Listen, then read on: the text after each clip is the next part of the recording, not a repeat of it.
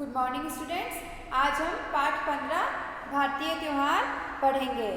भारतीय त्यौहार यानी त्यौहार का मतलब होता है फेस्टिवल, है ना। हमारे भारत देश में बहुत त्यौहार मनाए जाते हैं, जैसे मकर संक्रांति, दशहरा, दिवाली, होली, रक्षाबंधन, क्रिसमस डे, रमजान, ये सभी त्यौहार हमारे भारत देश में मनाए जाते हैं, है ना। तो आज हम आपकी जो लेसन है भारतीय त्यौहार, आपकी रीडर बुक में कुछ त्योहारों के बारे में बताया गया है कि वे त्यौहार कैसे मनाए जाते हैं और क्यों मनाए जाते हैं। तो आज हम इन त्योहारों के बारे में पढ़ेंगे, ठीक है। समस्त विश्व में भारत ही एक ऐसा देश है जहां पर्व एवं त्योहारों का सिलसिला चलता रहता है। सिलसिला का मतलब है क्रम, यानी कंटिन्यूसली, है ना। एक के बाद एक त्योहार आता रहता है। जैसे क्रिसमस डे गया तो मकर संक्रांति आया, मकर संक्रांति के बाद में होली का त्यौहार आया, दशहरा, ऐसे मतलब कि कंटिन्यू क्रम उनका चलता रहता है। त्योहार खत्म होते ही नहीं है, एक के बाद एक त्योहार आता रहता है ना। तो उसको कहते हैं सिलसिला, ठीक है।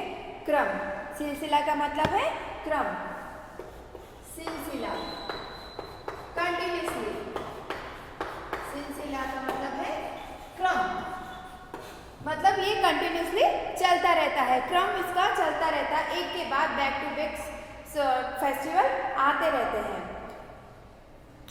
भारतीय जनजीवन में इन धार्मिक उत्सवों और त्योहारों का महत्व है।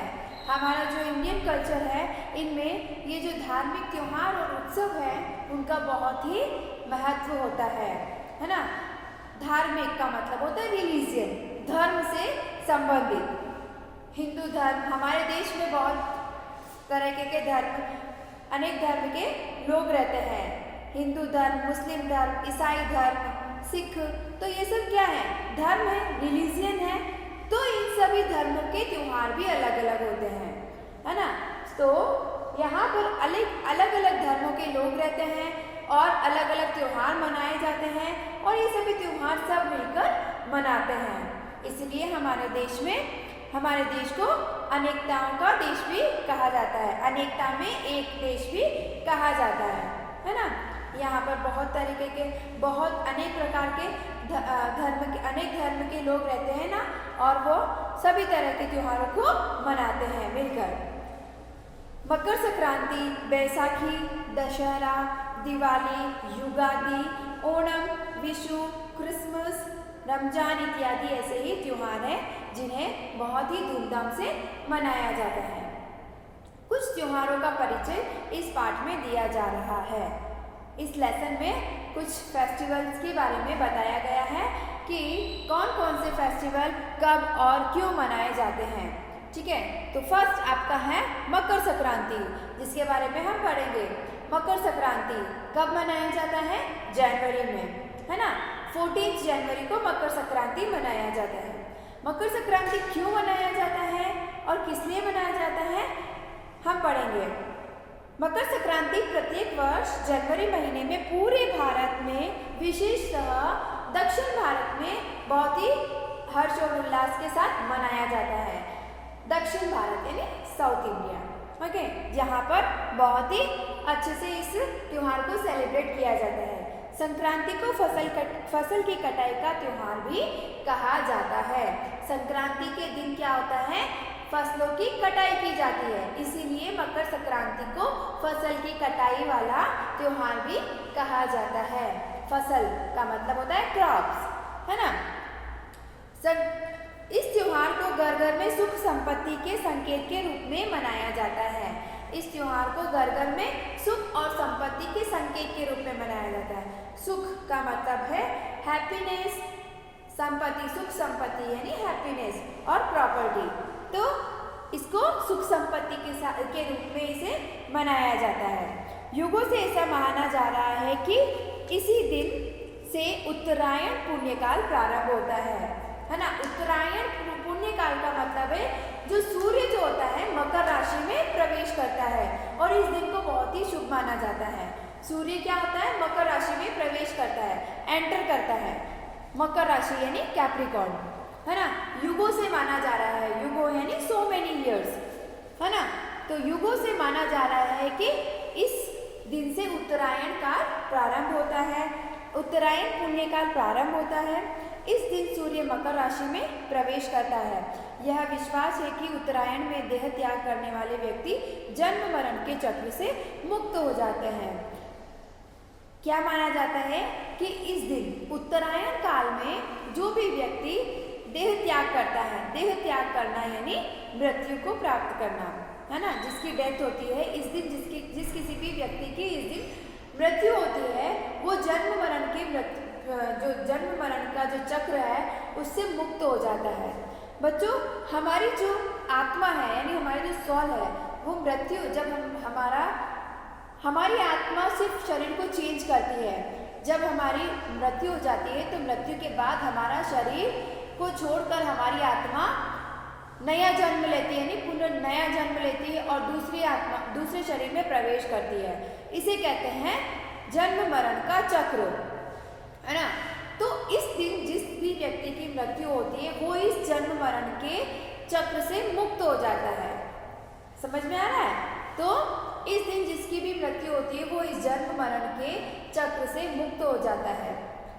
महाभारत के भीष्म पितामह कुरुक्षेत्र में युद्ध में घायल होने पर भी इसी दिन की प्रतीक्षा करते रहे और सूर्य के मकर राशि में प्रवेश करते ही उन्होंने अंतिम सांस ली। जो महाभारत है, महाभारत में जो भीष्म पितामह थे वो कुरुक्षेत्र में घायल हो गए थे, तो उन्होंने इस दिन की प्रतीक्षा की और जब यह दिन आया तब उन्होंने अंतिम सांस ली। वो इस दिन की प्रतीक्षा क्यों कर रहे थे? वो इस जन्म मरण के चक्र से मुक्त होना चाहते थे, इसीलिए उन्होंने इस दिन को चुना और इसी दिन उन्होंने अपनी अंतिम सांस ली, यानी इस दिन उनकी आत्मा ने अपने शरीर को त्याग दिया था। समझ में आया? मकर संक्रांति का दिन, मकर संक्रांति जनवरी महीने में मनाया जाता है और इस दिन को फसल को काटने का त्योहार भी कहा जाता है। समझ में आया? नेक्स्ट है बैसाखी। बैसाखी जो है यह त्योहार पंजाबी का त्योहार है और यह पंजाब में मनाया जाता है और जो वहाँ के लोग हैं, पंजाबी जो लोग हैं, वो इस दिन को नया साल के रूप में मनाते हैं। बैसाखी जब वहाँ आता है तो वो लोग न्यू ईयर के रूप में इसको सेलिब्रेट करते हैं। इसे नई फसल का त्योहार भी कहा जाता है ना। इस दिन क्या होती है? नई फसल पकती है, इसको नई फसल का त्योहार भी माना जाता है। मकर संक्रांति के दिन तो हमारी फसल को काटा जाता है और इस दिन फसल, और बैसाखी के दिन ये लोग नई फसल के रूप में इसे मनाते हैं। इस अवसर पर खेत हरे भरे दिखाई पड़ते हैं और रबी फसल कटाई के लिए तैयार रहती है। मतलब इस बैसाखी के दिन क्या होता है? नई फसल उगती है और जो रबी की फसल होती है वो कटाई के लिए तैयार रहती है। रबी की फसल में आती है गेहूँ। गेहूँ जो है वो रबी की फसल में ही आता है। तो गेहूँ की क्या की जाती है? इस दिन कटाई की जाती है। इस कारण गाँवों के किसान खुशी और उमंग से भर जाते हैं, इसलिए इस पर्व को उत्सव के रूप में मनाते हैं। इस त्योहार के दिन सब मिलकर ओजपूर्ण भांगड़ा और गिद्धा नृत्य करते हैं। पंजाब में भांगड़ा और गिद्धा नृत्य बहुत ही फेमस है। जब भी कोई फंक्शन, फेस्टिवल वगैरह होता है तो ये लोग भांगड़ा और गिद्धा नृत्य करते हैं। तो बैसाखी जब त्योहार आता है तब ये लोग बहुत ही खुश होते हैं और खुश होकर भांगड़ा और गिद्धा नृत्य करते हैं। इस दिन सभी लोग परंपरागत वस्त्र पहनते हैं, ताजे गेहूं के आटे की रोटी, देसी घी और गुड़ खाते हैं, उत्सवाग्नि जलाकर उसके चारों ओर नाचते हैं। इस दिन क्या करते हैं ये लोग? परंपरागत कपड़े पहनते हैं। परंपरागत वस्त्र, परंपरागत का मतलब होता है ट्रेडिशनल। परंपरागत का मतलब होता है ट्रेडिशनल।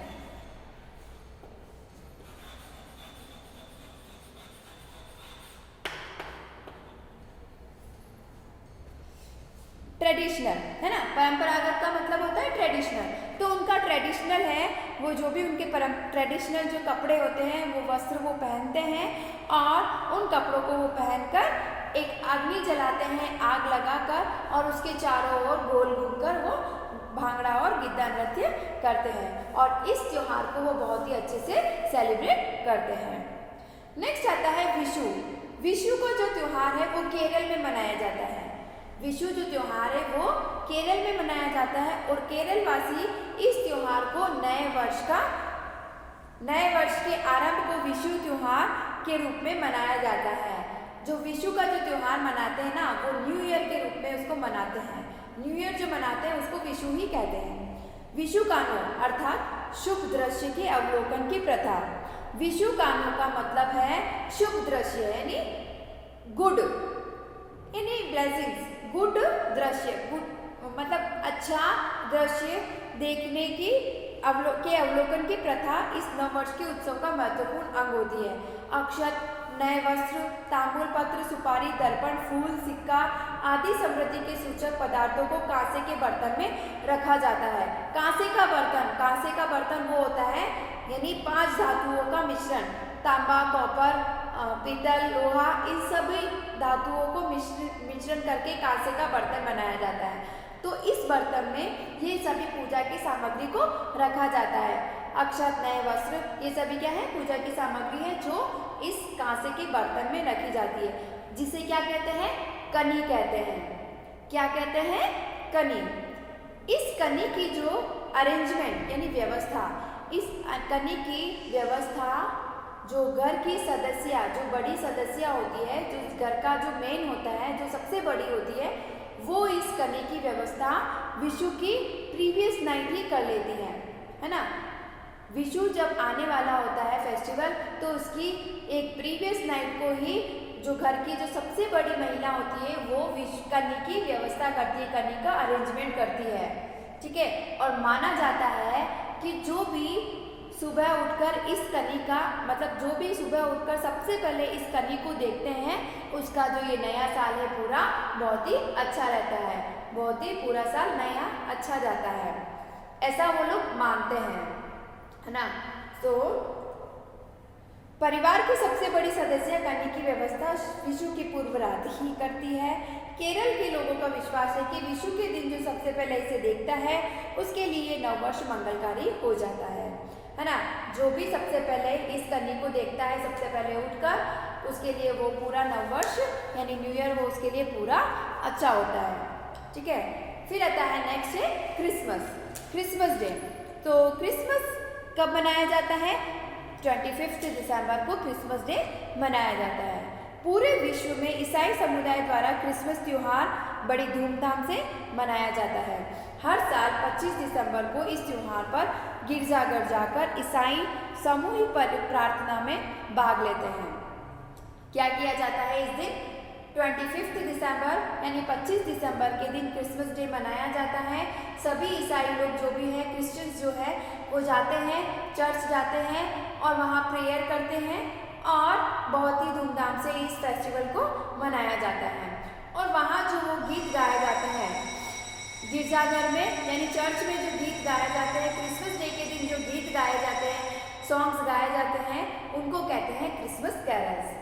क्या कहते हैं उनको क्रिसमस कैरल्स। किसे कहते हैं क्रिसमस कैरल्स? जो भी क्रिसमस डे के दिन यानी इस अवसर पर जो भी गीत गाए जाते हैं उनको क्रिसमस कैरल्स कहा जाता है, ठीक है। बर्फीली सर्दियों में भी हरे भरे रहने वाले क्रिसमस पेड़ को इस अवसर पर सजाया जाता है।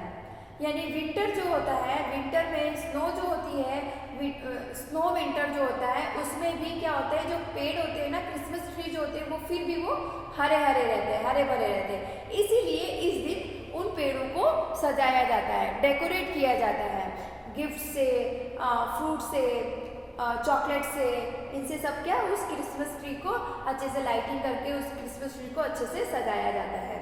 और यह ट्रेंड कहाँ से शुरू हुआ और कब शुरू हुआ, क्यों शुरू हुआ? यह ट्रेंड एक बार महारानी विक्टोरिया के पति राजकुमार एल्बर्ट ने अपने महल विंडसर कासल में कैंडीज, फल और छोटे तोहफों से एक बहुत बड़े क्रिसमस ट्री को सजाया था। और तब से यह परंपरा यानी यह ट्रेंड चलता शुरू हुआ और तब से चला आ रहा है। और तब से सभी लोग क्रिसमस ट्री को क्रिसमस डे के दिन सजाते हैं, डेकोरेट करते हैं और क्रिसमस डे सेलिब्रेट करते हैं। क्यों क्रिसमस ट्री को क्यों सजाया जाता है और कब से ये ट्रेंड चला आ रहा है? तो महारानी विक्टोरिया जो है उनके पति ने उनके महल विंडसर कासल, उनका महल कौन सा था? उनका पैलेस का नाम है विंडसर कासल। उसमें सबसे बड़े क्रिसमस ट्री को उन्होंने बहुत सारी टॉफीज, कैंडीज, गिफ्ट्स, फ्रूट्स से पूरे क्रिसमस ट्री को डेकोरेट किया था। और तभी से यह ट्रेंड चला आ रहा है क्रिसमस ट्री को डेकोरेट करने का। ठीक है, नेक्स्ट है रमजान। रमजान जो है वो मुसलमानों का पवित्र त्योहार है। रमजान त्योहार मुस्लिम लोग बहुत ही धूमधाम से मनाते हैं और मुसलमानों का बहुत ही पवित्र त्योहार है। रमजान के महीने में मुसलमान 30 दिन का रोजा रखते हैं। रमजान के महीने में क्या होता है, ये जो मुसलमान लोग होते हैं, मुस्लिम जो होते हैं, वो 30 डेज का रोजा रखते हैं। रोजा का मतलब होता है उपवास और फास्टिंग जिसे हम कहते हैं। लेकिन फास्टिंग में हम 1 टाइम खाना खा लेते हैं या फिर फ्रूट्स वगैरह खा लेते हैं। लेकिन जो मुस्लिम जो होते हैं, जो रोज़ा करते हैं, वो क्या करते हैं, ओनली सूर्योदय के बाद खाना पीना नहीं करते हैं और सूर्यास्त के बाद वो खा सकते हैं। सूर्यास्त मतलब सनराइज होने से पहले वो उनको जो कुछ भी खाना होता है सनराइज होने से पहले खाते हैं और सनराइज हो जाने के बाद कुछ नहीं खाते। उसके बाद सनसेट हो जाता है, उसके बाद वो कुछ खाते हैं। ठीक है, तो जैसे सनराइज होता है 6 o'clock, तो 6 o'clock से पहले मतलब 4 o'clock वो उनको जो भी कुछ खाना होता है अर्ली मॉर्निंग 4 o'clock वो खा लेते हैं और उसके बाद पूरे दिन भर कुछ भी खाते पीते नहीं, एवं पानी भी वो लोग नहीं पीते हैं। पूरा दिन ऐसे ही उपवास करते हैं, रोजा रखते हैं और शाम को जब सूर्यास्त हो जाता है यानी सनसेट हो जाने के बाद वो जो भी उनको नमाज पढ़नी होती है, जो भी वो उनके पूजा का काम होता है, वो सब करने के बाद वो खाना खा लेते हैं। तो इस तरीके से उनका वो रोज़ा होता है। और रोज़ा हो जाने के मतलब मुसलमान मानते हैं कि सूर्योदय के पहले और सूर्यास्त के बाद खाना खाया जा सकता है और इस बीच खाने पीने की क्रिया को बंद रखना चाहिए। इस तरह 30 दिनों का उपवास करने के बाद रमजान त्यौहार बड़ी धूमधाम से मनाया जाता है। 30 दिन ये लोग रोज़ा रखते हैं और 30 दिन ये रोज़ा ख़त्म हो जाने के बाद लास्ट डे रमजान के महीने में ये रमजान मनाते हैं और बड़ी धूमधाम से मनाते हैं। सभी मुसलमान बंधु मस्जिद जाते हैं, नमाज पढ़ते हैं, मिठाइयाँ बांटते हैं, परस्पर गले मिलते हैं और यह त्यौहार भाईचारे की भावना और आपसी बंधुत्व का प्रतीक माना जाता है। रमजान का जो त्यौहार है वो भाईचारे की भावना और आपसी बंधुत्व का प्रतीक माना जाता है। भारत में मनाए जाने वाले ये सभी त्यौहार हर्ष और उल्लास, सुख और आनंद के पर्व है। इनको हम अपने देश की सांस्कृतिक धरोहर भी कह सकते हैं। ये जो सभी त्यौहार है वो हम क्या करते हैं, बहुत ही हर्ष और उल्लास के साथ मनाते हैं, यानी बहुत ही हैप्पीनेस के साथ, यानी बहुत खुश होकर हम ये सभी फेस्टिवल मनाते हैं। और हमें हमारे इन त्योहारों को कभी भूलना नहीं चाहिए। ये जो हमारी संस्कृति है, जो हमारी भारतीय संस्कृति, उसे कभी नहीं भूलना चाहिए। सारे त्योहारों को बहुत अच्छे से सेलिब्रेट करना चाहिए, है ना। और ये जो रमजान का त्यौहार है वो आपसी भाईचारे की भावना और आपसी बंधुत्व का प्रतीक है। इसे कहते हैं आपसी भाईचारे की भावना और आपसी बंधुत्व का प्रतीक माना जाता है रमजान के त्यौहार को। ओके, तो इसी तरीके से हमारे भारत देश में बहुत सारे त्यौहार हैं जो मनाए जाते हैं। भारत ही एक ऐसा देश है जहाँ त्योहारों का सिलसिला चलता रहता है, कभी त्योहारों का सिलसिला ख़त्म ही नहीं होता। बैक टू बैक कोई ना कोई त्यौहार आता ही रहता है। है ना। इसीलिए हमारे भारत देश को त्योहारों का देश भी कहा जाता है, अनेकता में एकता वाला देश भी कहा जाता है ना। तो हमारे भारत देश में हमारे भारत देश की बहुत सारी विशेषताएं हैं। उनमें से एक है हमारे भारत देश को त्योहारों का देश कहा जाता है। क्यों? क्योंकि यहाँ पर बहुत सारे त्योहार अच्छे से और धूमधाम से मिलकर मनाए जाते हैं।